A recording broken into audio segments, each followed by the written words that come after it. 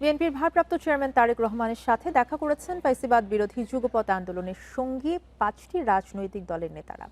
সোমবার বিকেলে গুলশান কার্যালয়ে আলাদাভাবে দেখা করেন তারা। এ সময় প্রয়াত বেগম খালেদা জিয়ার স্মরণে শোক বইতেও স্বাক্ষর করেন তারা।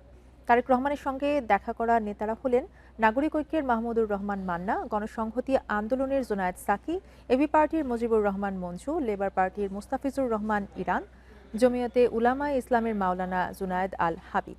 বৈঠকে দেশের বর্তমান রাজনৈতিক পরিস্থিতি, আইনশৃঙ্খলা, অর্থনীতি এবং নির্বাচন নিয়ে আলোচনা হয় বলে জানা গেছে।